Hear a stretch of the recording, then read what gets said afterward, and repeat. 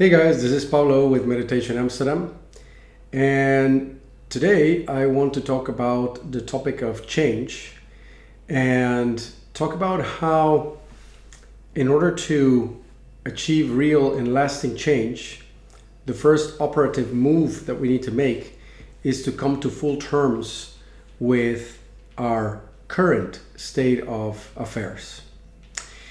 And in order to get into the topic, I would first describe the way we normally operate and then go on to explain why that typically has a very limited impact and a limited shelf life when it comes to real lasting change. So if you think about the way we normally go about trying to achieve change in our lives, you would notice that it typically comes from a state of dissatisfaction. So we have a nagging sense that that things could be better, or that we could be better or different. And we, in our mind, paint certain pictures of how it could be, or we take reference from other people and look at how they operate, either financially, romantically, physically, you name it, intellectually, perhaps, even emotionally. And we notice that there is a gap between how we operate in that domain and how that person operates in that domain, or how our idea of how it could be is different. And that gap creates a state of dissatisfaction with the way things are.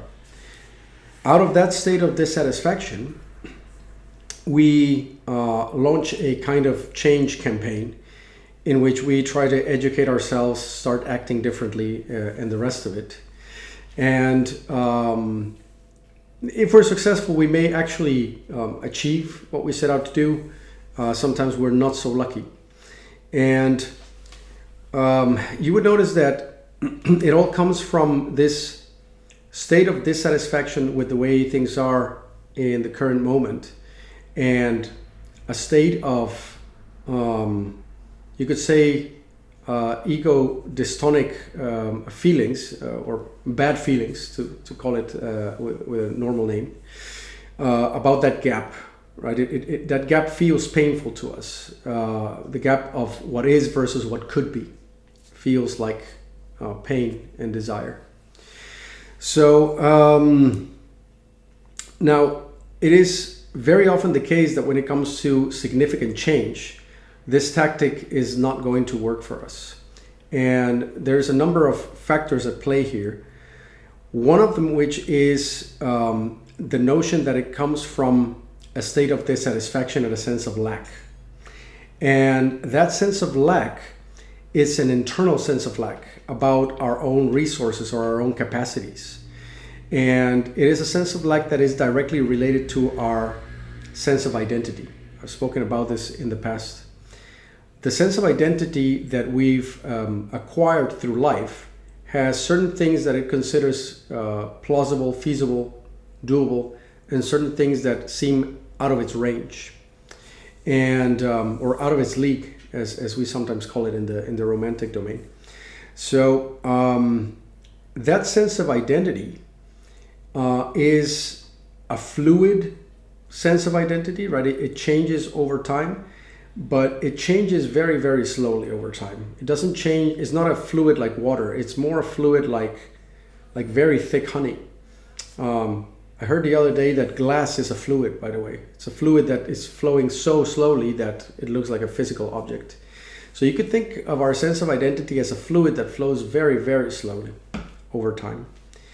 So that core limitations that we believe ourselves to have cannot be overcome that easily. And now I've heard of some gurus nowadays parading around with this idea that the only language that the mind understands is action. There's definitely something to be said about routines that make us behave differently over time, definitely.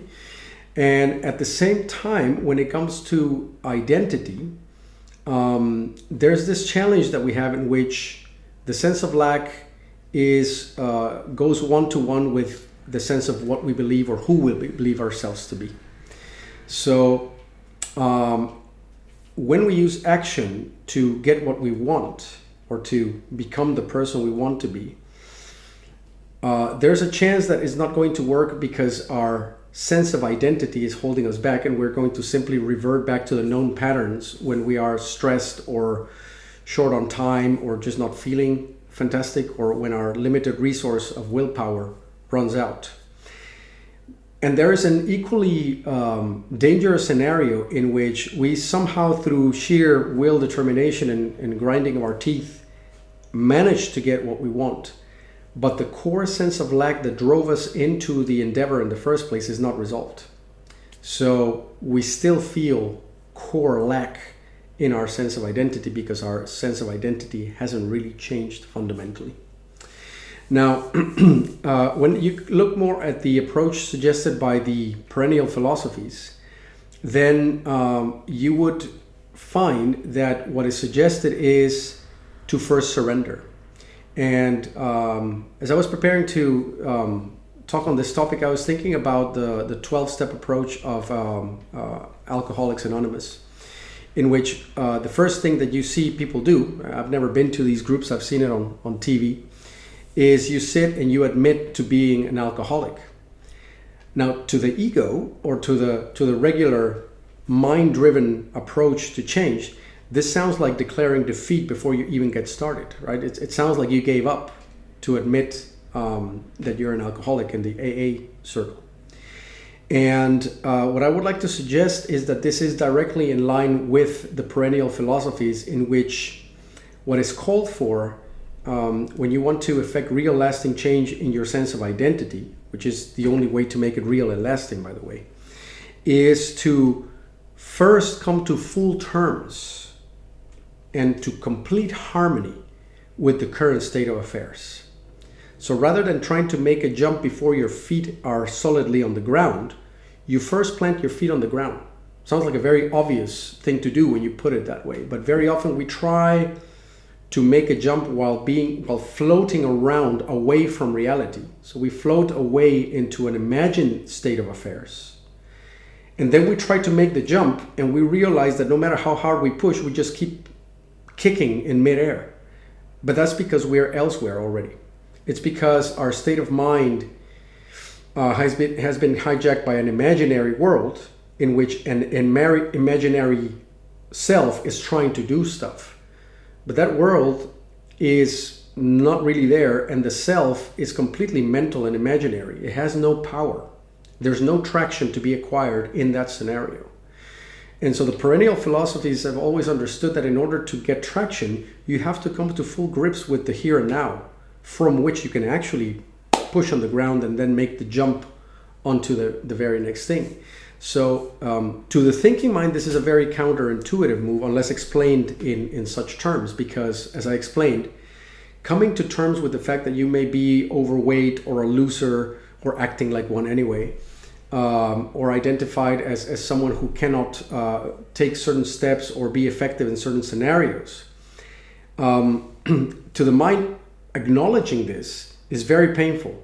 It's an ego death that is called for, as a matter of fact, or a death of a certain aspect of our identity, which needs to die in order to be transcended. And in order for that little part of our identity to die, we need to fully feel the sense of lack in that area of life, in our incapacity to change it from within that identity. You see, that lack of capacity, that distress that we feel in the sense of lack, not being able to do what we want or get what we want, that sense of lack is seen from within the identity. From outside of the identity, that lack doesn't really exist, because our capacities are the full capacity of humanity, let's say, or of a human being. But from within identity, it feels like you can't really do it. And the only way to break away or extend our identity is to fully feel that sense of lack, so that it can be noticed as a sense of lack that is of the identity, as opposed to fundamentally part of who we are. I've spoken in the past about how we can feel those things. So there is a process of clarifying how to feel the somatic elements of it, the emotional elements, and the mental narrative that is behind the sense of lack, And so it's a process of clarification and allowing ourselves to feel disempowered, and to come to notice that that feeling of disempowerment is not fundamental, but is just a state of mind that comes from the identity that doesn't believe or feel like it can do a certain thing. And so when seen from this perspective, the process of growth, the process of self-transcendence, the process of change, affecting change in our identity and therefore in the way we do things and we feel about things, is a process of being willing to feel the sense of lack that the current identity feels about certain topics. In our willing to feel that sense of lack and to clarify that sense of lack so that it can be transcended, we allow ourselves to come to full terms with the way things are here and now, and that allows our feet to be solidly planted on the ground of things as they are. And from there, we can then push and make a jump to a different scenario or a different way of doing things. Without this, we run the risk of simply trying to act our way or express our way out of discomfort. And it may have either limited effect or it may have a big effect in the externals, but the internal sense of lack stands at the risk of never really being resolved if we simply do it that way. So I'm very curious about your take on the topic, and you can share in the comments whether you relate to having tried either of these approaches to trying to make change in your life. And as usual, if you think that these are videos that are handy or helpful to others, then your liking, sharing, and subscribing makes the channel far more available and is very motivating to me as well.